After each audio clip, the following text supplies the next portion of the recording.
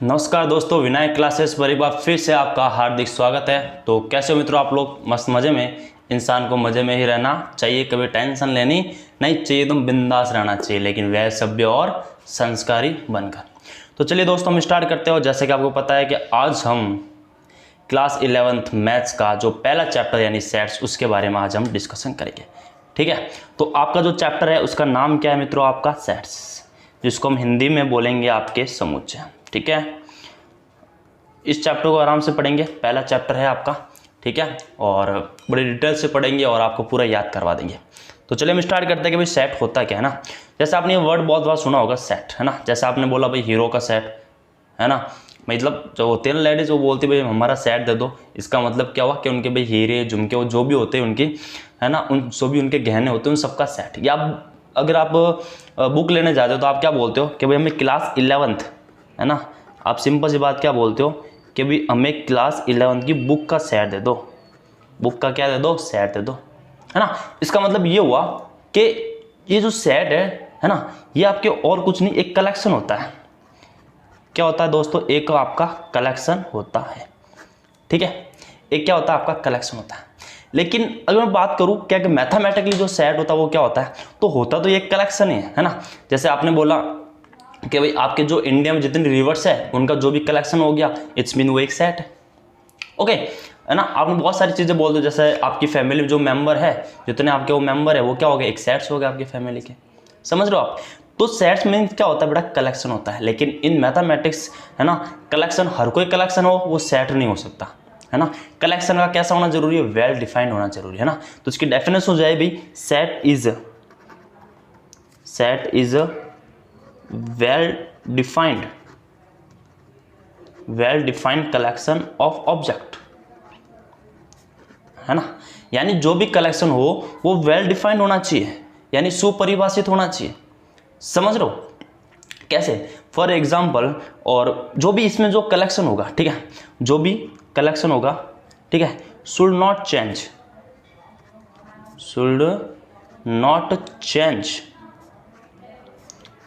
From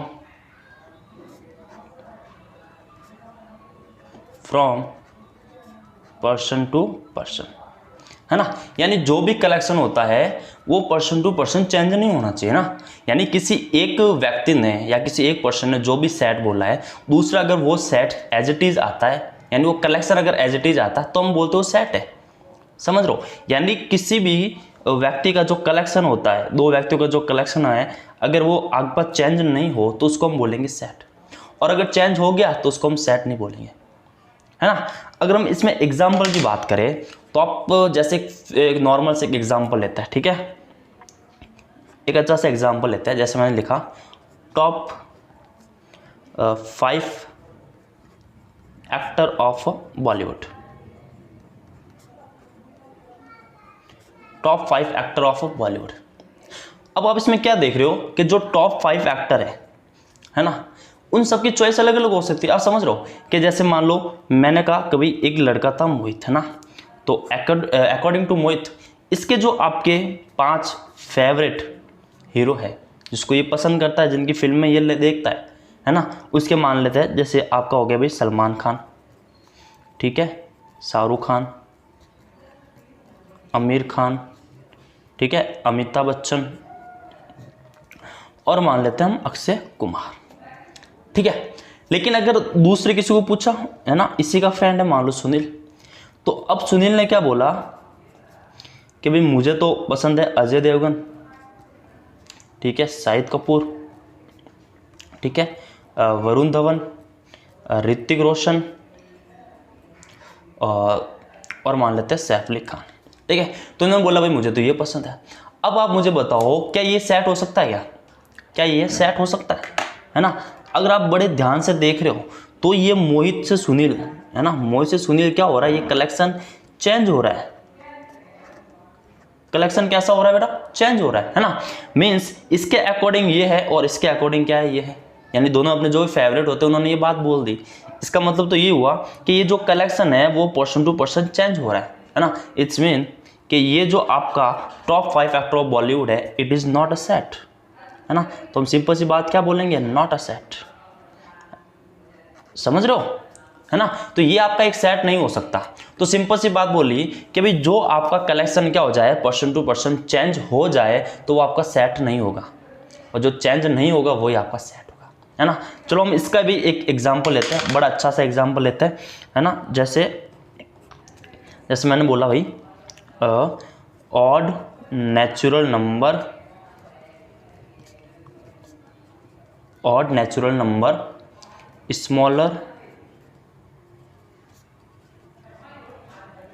smaller than 10, ठीक है। यानी आपको ऐसे नेचुरल नंबर बताने हैं जो और नेचुरल नंबर, है ना, बात को सुनना, और नेचुरल नंबर जो 10 से क्या होंगे, कम होंगे। तो आप बोलोगे भाई 1 3 5 7 एंड 9, ठीक है। मान लो मोहित ने यही बताया भाई, फिर पूछा आपको सुनील ने, तो सुनील ने भी यही बताया 7 एंड 9, सुनील ने भी यही बताया, है ना। तो अब हम क्या बोलेंगे भाई, इनका कलेक्शन चेंज नहीं हो रहा है, समझ रहे हो आप बात को। इनका जो कलेक्शन है दोस्तों वो चेंज नहीं हो रहा है ना। ये आपका इस बार जो कलेक्शन है वो चेंज नहीं हो रहा है, नो चेंज, है ना। इसका मतलब हम कह सकते हैं कि it is a set.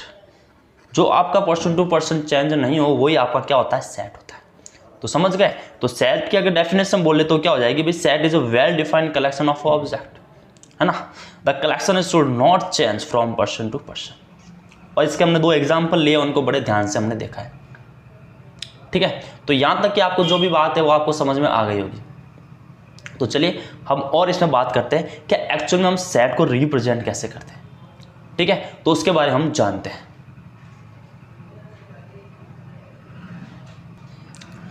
Okay, now how to represent set. अब हम क्या देखेंगे, हाउ टू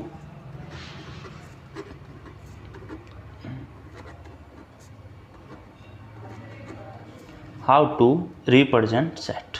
भाई हम सेट को रिप्रेजेंट कैसे करते हैं ये भी तो आपको पता होना चाहिए कि भाई मैथमेटिकल जो आपका सेट होगा उसको हम रिप्रेजेंट कैसे करेंगे, ठीक है।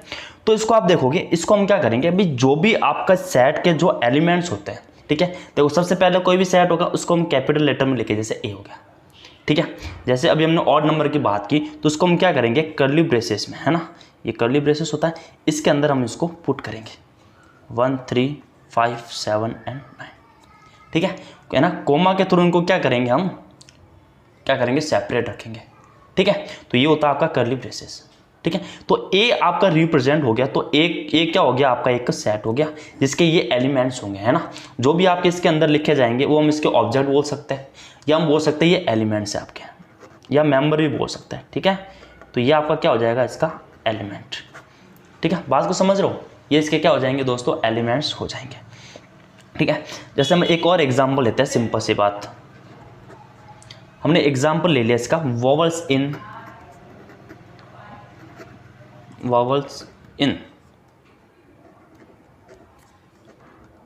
English alphabet. यानी आपके इंग्लिश अल्फाबेट के जितने भी वॉवल्स है वो आपको बताना है। तो लेट हम क्या करेंगे, इस सेट को हम बी लेट करते हैं। तो अब क्या हो जाएगा, अब बोलोगे ये हो जाएगा ए ई आई ओ एंड यू, है ना। अब चाहे मोहित बताओ, सुनील बताओ, राजेश बताओ, जो भी बताएगा वो इंग्लिश के जो वॉवल्स है वो ये 5 होंगे और उन 5 के बारे में ही वो बताएगा। इसका मतलब ये हुआ कि एक ऐसा कलेक्शन है जो आपका चेंज नहीं हो रहा है ना, it's mean it is a set. Okay, तो इतनी सी बात आपको समझ में आ गई होगी, ठीक है। तो जो आपका सेट होता है इसको रिप्रेजेंट कैसे करेंगे, तो ऐसे हम हमेशा कैपिटल लेटर में लिखेंगे और जो एलिमेंट्स होंगे उसको हमेशा हम स्मॉल लेटर में लिखेंगे। कैसे लिखेंगे, स्मॉल लेटर में इनको लिखा जाएगा, ठीक है। तो छोटी सी बात आपको समझ में आ गई होगी। अब ये जो आपका सेट है, ठीक है, उसको हम 2 फॉर्म में रिप्रेजेंट करते हैं ना, है ना। तो हम क्या लिखेंगे भाई, set is represented in 2 form. तो इसको हम क्या करेंगे, 2 फॉर्म में इसको रिप्रेजेंट करेंगे, ठीक है। तो जो सबसे पहला जो फॉर्म होता है वो होता है आपका रोस्टर फॉर्म, या इसी को हम क्या लिख देते हैं भाई, टेबुलर फॉर्म, है ना। इसी को हम क्या बोल देंगे, टेबुलर फॉर्म, ठीक है। और जो आपका सेकंड होता है वो होता है आपका set builder form. Set builder form, ठीक है। तो एक तो होता है आपका रोस्टर फॉर्म और सेकंड क्या होता है आपका सेट बिल्डर फॉर्म होता है, ठीक है। अगर हम बात करें भाई रोस्टर फॉर्म में, तो इसको हम क्या करते हैं, एलिमेंट्स को लिखते हैं ना, एलिमेंट को। जैसे ये है आपका कर्ली ब्रेसेस में हमने क्या लिखा, इसको एलिमेंट में लिख दिया है ना, इसके एलिमेंट लिख दिए। तो ये जो एलिमेंट लिखा जाता है तो ये आपका क्या होगा दोस्तों, रोस्टर फॉर्म है ना, या हम इसको बोलते हैं टेबुलर फॉर्म। तो हम क्या करते हैं, इसको एलिमेंट्स लिखते हैं इसमें, ठीक है। लेकिन अगर बिल्डर फॉर्म की बात करें तो हम इसमें क्या करते हैं, हम इसमें क्या करते हैं, उसकी प्रॉपर्टी के बारे में लिखते हैं। क्या लिखते हैं हम इसके, उसकी प्रॉपर्टीज के बारे में इसमें लिखा जाता है ना। फॉर एग्जाम्पल जैसे मैंने कहा भाई, इसको हम ऐसे लिखेंगे, x such that X is a odd natural number smaller than 10। Okay, तो ये जो फॉर्म हुई जिसमें हमने क्या बोला कि जो भी x है उसकी प्रॉपर्टी के बारे में बताया भाई, वो कैसे आपके ऑड नेचुरल नंबर है ना, जो 10 से क्या बेटा छोटा है, स्मॉलर देन 10। तो ये जो फॉर्म हुई वो हुई आपकी, क्या बोलेंगे इसको, बिल्डर फॉर्म। क्या बोलेंगे इसको, बिल्डर फॉर्म। अगर इसी का अगर हम बात करें, जैसे ये लेट कर देते भाई, ये आपका सेट है, अगर इसी को हम रोस्टर फॉर्म में लिखेंगे तो क्या हो जाएगा आपका 1 3 5 7 एंड 9। तो ये तो होगी आपकी रोस्टर फॉर्म। ओके, तो रोस्टर फॉर्म में क्या करते हैं, हम एलिमेंट्स को लिखते हैं और एक कोमा के द्वारा इनको सेपरेट किया जाता है, ठीक है। और अगर हम बात करें सेट, ये जो बिल्डर फॉर्म है इसको हम बात करें तो इसमें हम क्या करते हैं भाई, उन एलिमेंट्स की प्रॉपर्टीज के बारे में लिखते हैं, यानी एक स्टेटमेंट देते हैं। इतनी सी बात समझो ना, एक सेंटेंस के फॉर्म में या कुछ भी हमने इसको स्टेटमेंट दे दिया है ना, जिससे हम क्या करेंगे भाई, रोस्टर फॉर्म बनाएंगे, ठीक है। तो ये उसकी बिल्डर फॉर्म होगी और ये उसकी क्या होगी, रोस्टर फॉर्म होगी। ओके, इतनी सी बात आपको आगे समझ में करनी है ना। फॉर एग्जाम्पल हम और एक एग्जाम्पल देखते हैं, ठीक है, और हम इसका एक एग्जाम्पल देख लेते हैं। जैसे let B equal to X such that X is a vowel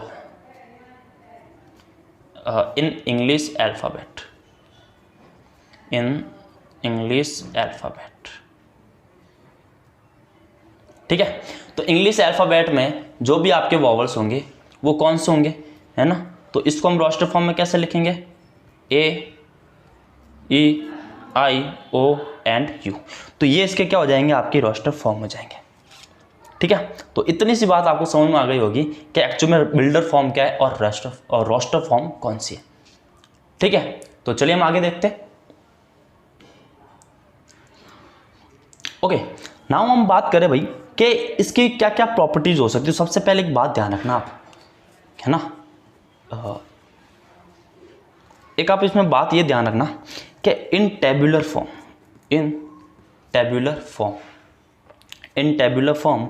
elements should not repeat. Okay, यानी टेबुलर फॉर्म में जो भी एलिमेंट्स होंगे वो कभी आपके रिपीट नहीं होंगे, इस बात को ध्यान रखना, है ना। जैसे हम एक एग्जांपल लेते हैं, है ना, B is a set X such that X is a letter of word school. Okay, तो अब हम क्या करेंगे कि अगर बी को हम रोस्टर फॉर्म में इसको लिखना है तो हम लिखेंगे, इसके एलिमेंट हो जाएंगे S C H O and L. क्योंकि ओ 2 बार आ रहा है तो इसको हम एक ही बार लिखेंगे, ठीक है। तो जो भी एलिमेंट्स होगा उसको हम वापस रिपीट नहीं करेंगे। ओके, तो इतनी सी बात आपको समझ में आ गई होगी। ओके, अब आगे हम बात करते हैं, है ना। बहुत मज़ा आएगा इस चैप्टर को पढ़ने में, बड़ा आसान चैप्टर है। अगर अब हम आगे बात करें, अब हम आगे क्या देखेंगे, कॉन्सेप्ट ऑफ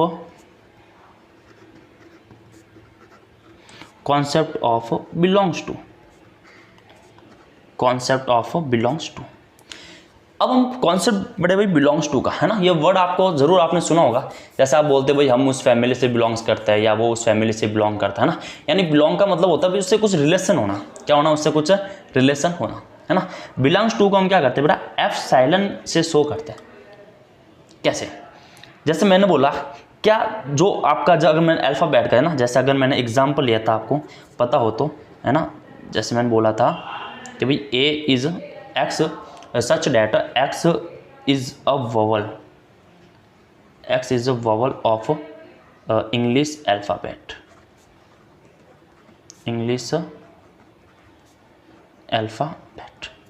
ठीक है, तो आप क्या देखोगे भाई, इसकी रोस्टर फॉर्म क्या हो जाएगी, तो आप इसमें लिखोगे ए ई आई ओ एंड यू, ये होगी इसकी रोस्टर फॉर्म। ठीक है, तो अब हमने बोला क्या जो एलिमेंट ए है क्या वो आपके सेट ए से बिलोंग्स करता है, तो आप बोलोगे यार डेफिनेटली ये से क्या करता है, आपका बिलोंग करता है, क्योंकि जो ए है वो सेट ए में प्रेजेंट है। समझ लो, ए एलिमेंट है वो आपको ए सेट में प्रेजेंट है, तो आपको दिख रहा होगा, है ना। इसका मतलब तो ये हुआ कि जो ए है वो जो कैपिटल जो स्मॉल ए लेटर है वो आपके सेट ए से क्या करता है, बिलोंग करता है। मैंने कहा अच्छा इतने जब बात बताओ क्या ई बिलोंग करता है ए से, तो आप बोलोगे यस डेफिनेटली जो ई है वो भी ए से बिलोंग करता है। अच्छा मैंने कहा एफ बिलोंग करता है क्या, आप बोलोगे नहीं। अगर वो बिलोंग नहीं करता फिर इसको हम कैंसिल कर लेंगे, है ना, तो हम इसको इससे हम इसको डिनोट करेंगे, है ना। इसका मतलब होता है F is not belongs to A. तो अब इसको पूरा लैंग्वेज हम नहीं पढ़ेंगे ना, जैसे उसको रीड कैसे किया जाता है, read as A belongs to A, E belongs to set A, okay, F is not belong to A. तो उसको रिप्रेजेंट हम ऐसे करेंगे, लेकिन इसको जो रीड होता है वो उससे हिसाब से करेंगे। तो इतनी सी बात आपको समझ में आ रही होगी कि हम क्या कहना चाह रहे हैं, ठीक है, ओके। तो यहाँ तक आपको बात समझ में आ गई होगी कि भाई बिलोंग्स और बिलोंग्स नॉट का क्या है। अब देखो बेटा नेक्स्ट, अब अगर हम आगे बात करें तो इन मैथमेटिकली आपके बहुत सारे क्या होते हैं, तो सेट्स होता है ना। तो मैथमेटिकल सेट्स आपके बहुत सारे होते हैं, तो उनके बारे में बात करते हैं।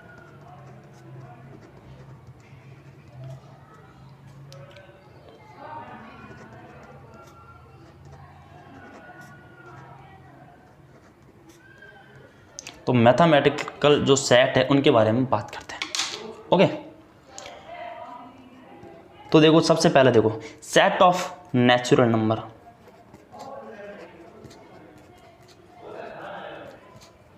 सेट ऑफ नेचुरल नंबर, यानी जो भी नेचुरल नंबर उनका क्या सेट होता है, तो इसको हम रिप्रेजेंट करेंगे n से, ठीक है। तो नेचुरल नंबर तो आपको पता ही है ना, सो बहुत सारे होता है आपके इन्फिनिट, ओके। अब सेट ऑफ इंटीजर सेकंड हम बात करेंगे, set of integer, set of integer, तो इसको हम करेंगे बेटा z के द्वारा डिनोट, ओके। तो ये हो जाएगा आपका -3 -2 -1 0 1 2 3 सो ऑन, ठीक है। तो ये आपको बात समझ में, इंटीजर्स आपने रियल नंबर जरूर पढ़े होंगे 9th क्लास में, जो आपको पता होगा वो इंटीजर्स क्या होते हैं, नेशनल नंबर क्या होते हैं ना, होल नंबर क्या होते हैं, ओके। अब हम बात करें भाई set of positive integers,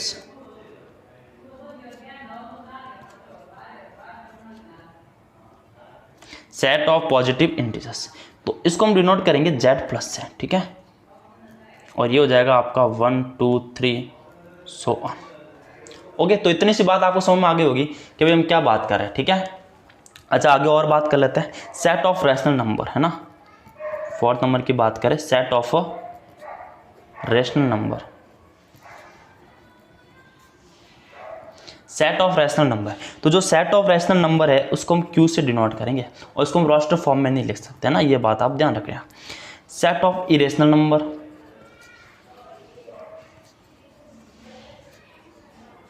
set of irrational number, तो इसको हम शो किससे करेंगे, T से। Set of real number, set of real number, इसको बिलोंग करेंगे हम R से, okay. Set of whole number,